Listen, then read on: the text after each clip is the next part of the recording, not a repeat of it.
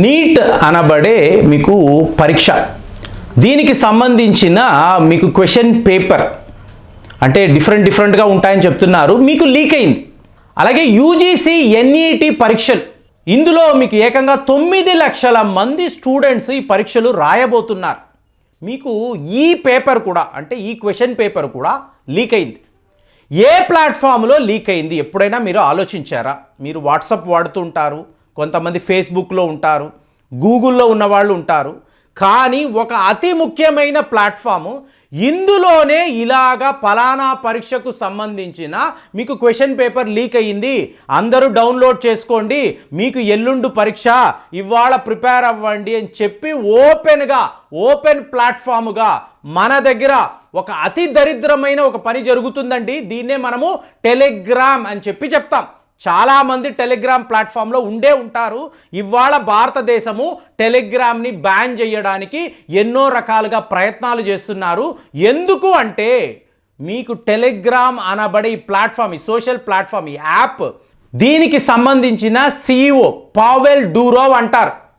ఇతనిని మొన్న French authorities arrest చేశారు. ఎక్కడ? ప్యారిస్ ఎయిర్పోర్ట్లో.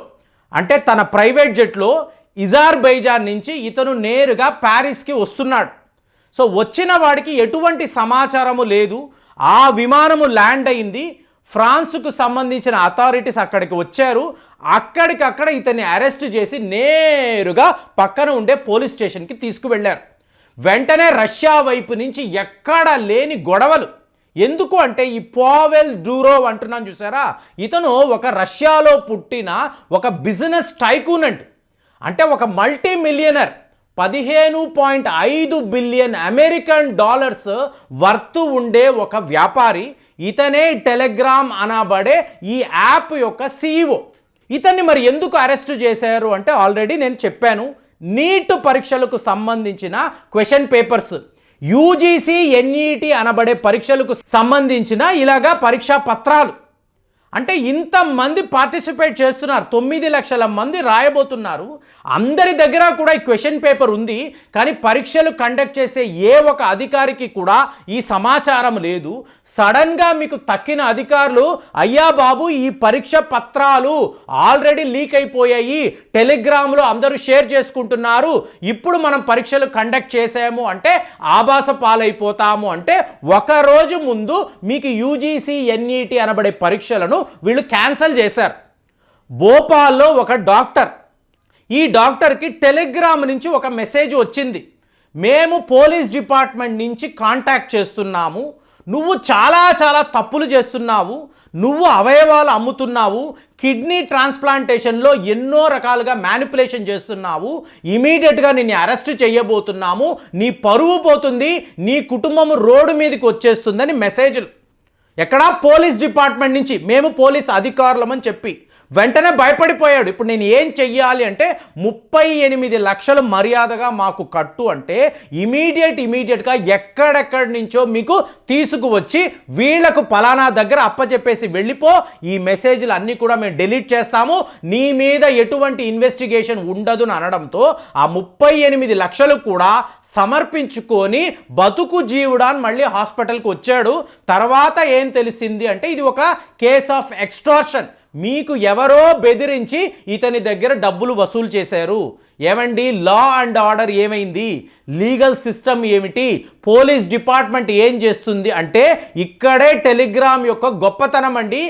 ఎవరికి ఎప్పుడూ కూడా దీనికి సంబంధించిన క్రెడెన్షియల్స్, ఎవరు ఏం చేస్తున్నారు అనే ట్రాకింగ్ ఉండదు.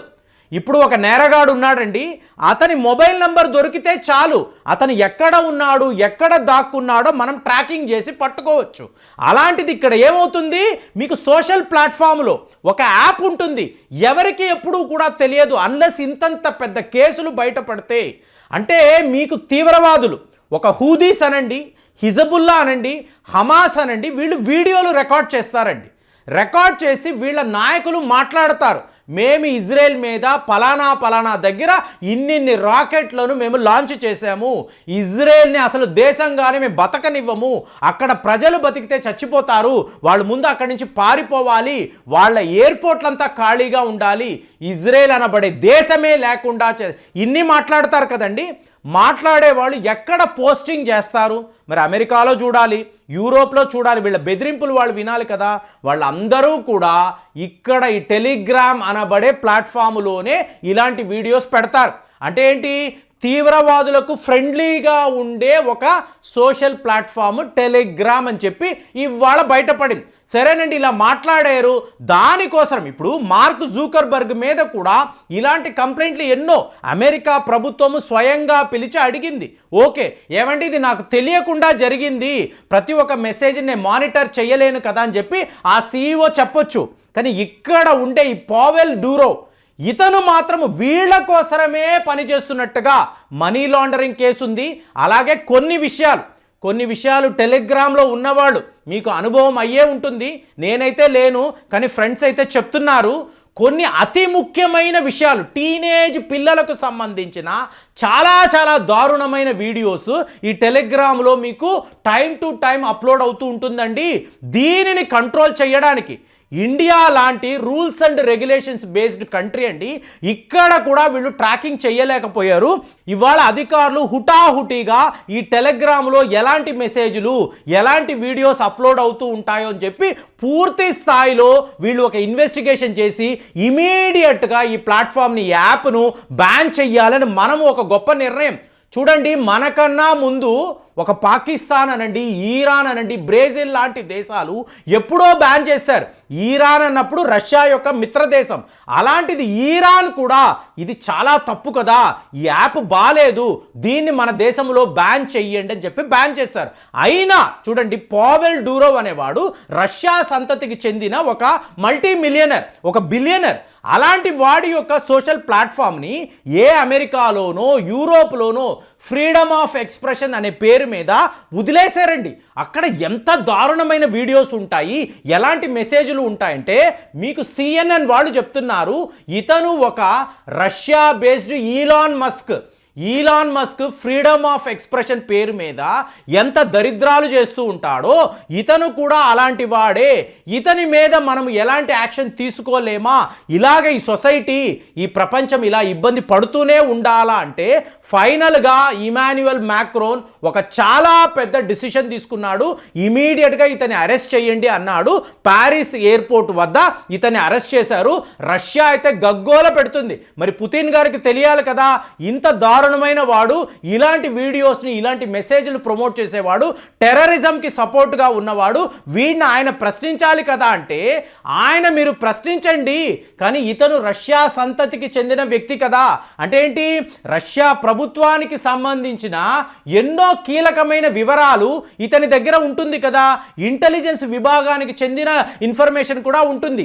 ఇది ఎక్కడ లీక్ అయిపోతుందో అని చెప్పి వ్లాదిమిర్ పుతిన్ గారు కంగారు పడి ఇతన్ని మేము ఇంట్రాగేట్ చేస్తాము, మాకు అప్పచెప్పండి, మా దేశానికి చెందిన వాడిని మీరు ఎలా అరెస్ట్ చేస్తారు అంటే 2014లోనే ఇతను రష్యా విడిచిపెట్టి వెళ్ళిపోయాడండి. ఇతను దుబాయ్లో ఉంటాడు లేదా అజర్బైజాన్ లాంటి చిన్నా చితకా దేశాల్లో తిరుగుతూ ఉంటాడు. కానీ వ్యాపారము మాత్రము టెలిగ్రామ్ యాప్ ఎంత పాపులరో అందరికీ తెలుసు.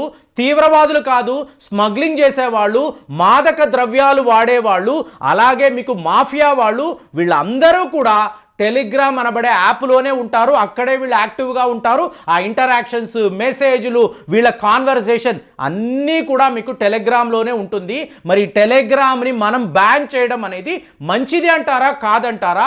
ఇంత దారుణమైన ఒక సోషల్ ప్లాట్ఫామ్ మన మధ్య ఉంటే, మన ఫోన్లలో ఉంటే మన యువకులు ఏమవుతారు, మన పిల్లల భవిష్యత్తు ఏంటి?